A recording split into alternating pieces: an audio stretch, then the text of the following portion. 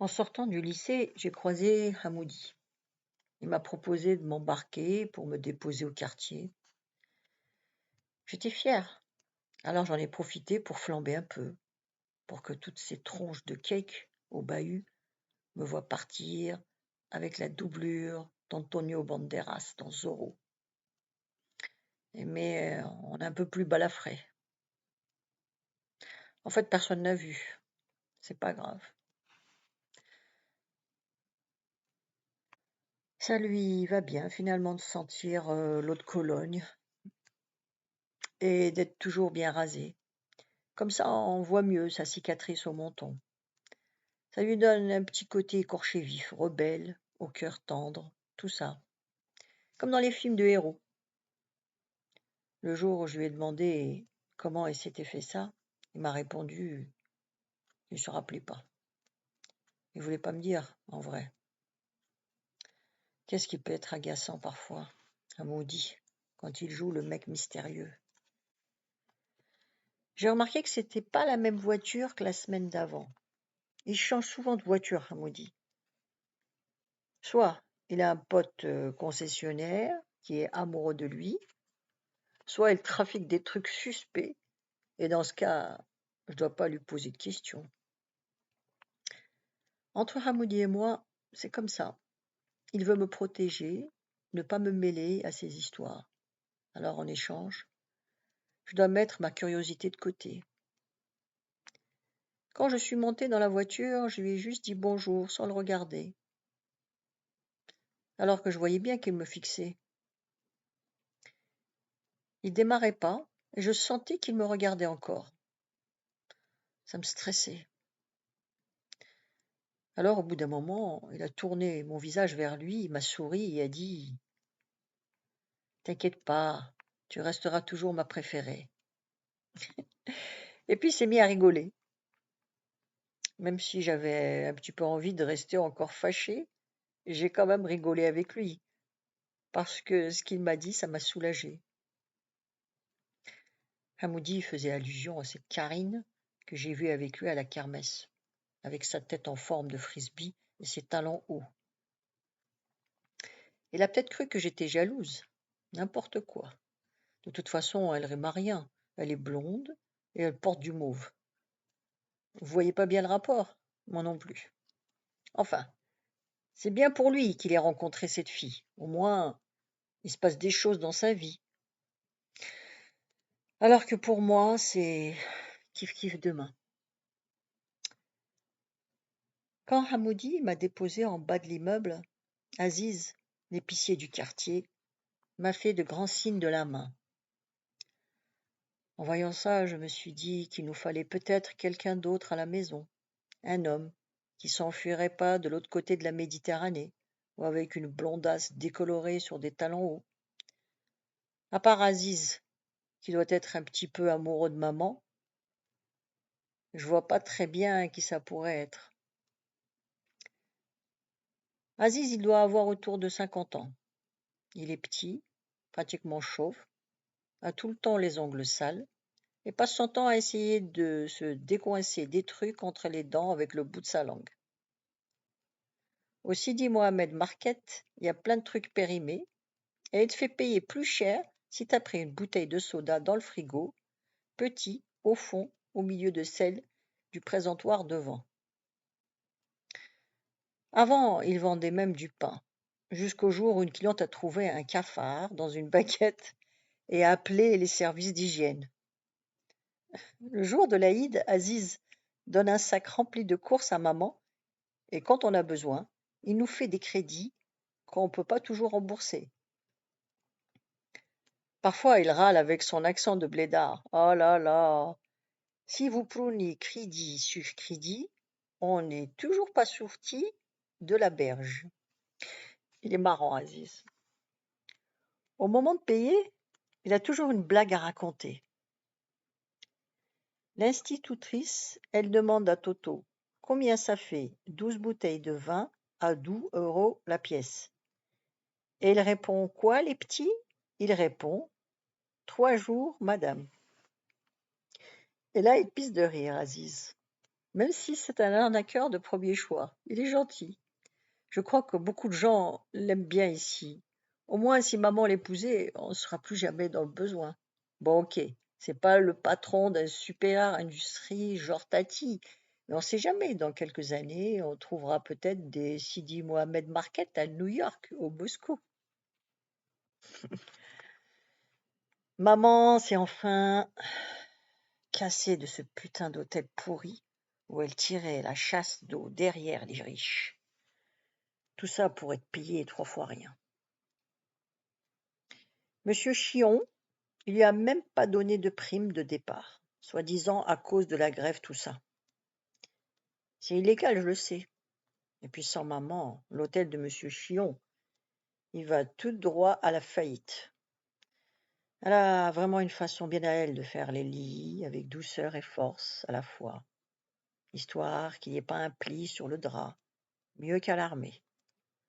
Moi, en tout cas, je suis bien contente qu'elle travaille plus au Formule 1 de Bagnolet. On regrettera rien, ni les horaires, ni le salaire, ni cette tête de rat de Monsieur Chion qui lui servait de patron. C'est quand même grâce à la mairie. Je dis quand même parce que c'est pas facile d'admettre que c'est Madame Dubidule, la Barbie qui nous sert d'assistante sociale, qui a aidé maman à trouver sa formation alternée. Alterner, ça veut dire que tu jongles avec 2 trucs différents, comme quand tu mélanges sucré et salé ou mari et amant. Maman, elle va suivre une formation d'alphabétisation. On va lui apprendre à lire et à écrire la langue de mon pays. Avec une maîtresse, un tableau noir, des cahiers à gros carreaux et même des devoirs. Je l'aiderai à les faire si elle veut. Moi, je me dis que Nabil le nul, il m'est bien utile quand je comprends rien en chimie et qu'il m'explique les pages d'exercices que Madame Ben-Marchiche nous donne à faire. C'est des devoirs sur les isotopes. Avec son accent tunisien, ça donnait les isotopes, comme le groupe de rock de vieux barbus avec leurs lunettes de soleil. C'est marrant parce que maman appréhende beaucoup cette formation. Elle n'est jamais allée à l'école, alors elle flippe. Se lever à 5 heures du matin pour aller travailler et se ruiner la santé dans un hôtel à 4 sous, elle s'en foutait un peu. Mais là, pour elle, c'est pas de la blague. Dans cette formation, il y a aussi la technique de recherche d'emploi. Avec ça, j'espère qu'elle trouvera un super truc. Elle sera payée pendant la formation et ne finira pas tard le soir, pratiquement en même temps que moi. Comme ça, je la verrai beaucoup plus. Et ça me permettra d'oublier moins souvent que j'ai une mère. Elle commence que dans 2 semaines. Et c'est vachement bien. Parce qu'en attendant, à midi, quand je rentre du lycée, je mange autre chose que des boîtes de thon à la catalane. Le truc que maman préfère regarder le soir à la télé, c'est la météo. Surtout quand c'est le présentateur brun, celui qui a fait le casting pour La cage aux folles, mais qui n'a pas été pris parce qu'il en faisait trop. Là, il annonçait un gros cyclone dans les Caraïbes, un truc de ouf qui se préparait à faire pas mal de dégâts. L'ouragan, il s'appelait Frankie. Maman m'a dit qu'elle trouvait ça vraiment bête, cette manie occidentale de donner des noms à des catastrophes naturelles. J'aime bien les moments où maman et moi, on a des discussions intéressantes et profondes.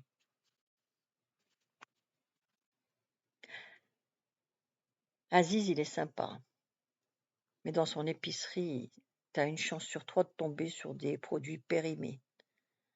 Donc parfois, je vais à Malistar, une toute petite supérette qui existe depuis des années, même si elle a changé de nom plein de fois. Au moins 10 baptêmes différents depuis que j'habite ici. World Provision, Better Price, tout petit prix. Le problème, c'est que tout le monde l'appelle différemment, ce magasin, en fonction du nom qu'il l'a marqué. Donc, je suis allée à Malistar pour acheter des serviettes hygiéniques, celles sans marque avec le paquet orange fluo, comme les combinaisons des dames qui font traverser les enfants devant l'école tôt le matin. Déjà, vu l'aspect du paquet, c'est trop l'affiche. T'es vraiment pas en planque.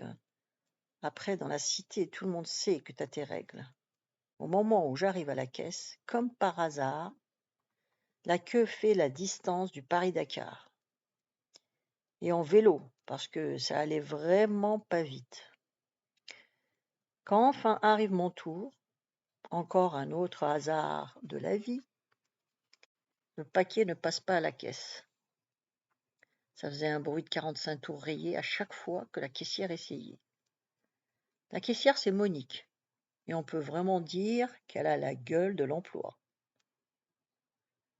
Elle est si plate qu'on pourrait la faxer, et à sa place, j'aurais porté plainte contre le coiffeur qui a osé faire cette coupe. Monique a beaucoup d'humour, et elle doit ça aux cassettes vidéo de Pierre Palmade qu'elle visionne tous les dimanches après-midi. Bref, ce foutu paquet de serviettes, comme Monique n'arrivait pas à le passer et qu'elle en avait marre, au lieu de taper le code barre comme ils font à Attaque, elle a pris le micro pour faire une annonce. Là, mes jambes ont commencé à trembler et des perles de sueur me coulaient sur le front comme les démineurs de bombes avant de couper le fil rouge. Elle crie, alors de sa voix grave, elle n'avait pas compris que ça servait à rien de crier puisque c'est fait pour ça un micro à la base. Raymond, c'est combien le paquet de serviettes hygiéniques de 24 plus 2 gratuits, modèle normal avec coussinet absorbant et ailette latérale protectrice? Elle hésite un peu et reprend. Oh, Raymond, tu dors ou quoi? Là, on a entendu une voix diabolique s'exclamer que ce putain de paquet valait 2,38 €. Le pire, c'est que j'avais même pas assez pour le payer et qu'elle m'a fait crédit. Si j'aurais su, j'aurais même pas eu mes règles. Quand je suis rentrée à la maison, maman était encore au téléphone avec tante Zora. Youssef va bientôt passer en jugement. C'est pour ça qu'elle est aussi inquiète. Alors tante Zora appelle souvent maman, même tard le soir, parce qu'elle a du mal à s'endormir. Toutes les deux, elles ont de longues conversations pleines de silence. Je sais parce que maman met la fonction haut-parleur. Je te jure, Yasmina, ma sœur, tu as de la chance de ne pas avoir eu de fils. Dieu est avec toi. Tu ne te rends pas compte. Silence. Enfin, je veux dire qu'avec une fille, c'est plus facile. Tu sais, j'avais jamais vu mon fils pleurer. Hier, à la visite, il a pleuré dans mes bras, comme une femme. J'ai mal au cœur, tu sais. Que Dieu te vienne en aide. Qu'il t'entende, ma sœur.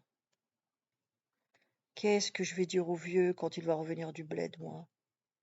Il rentre dans 2 mois. Prie Dieu que ton fils te revienne vite.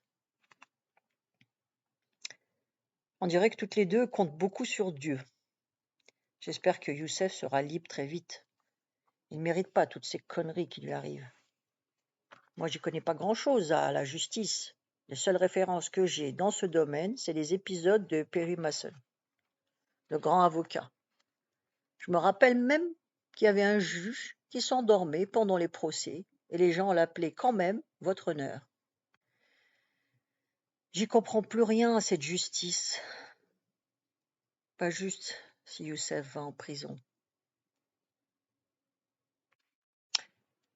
Voilà, suite demain à la même heure.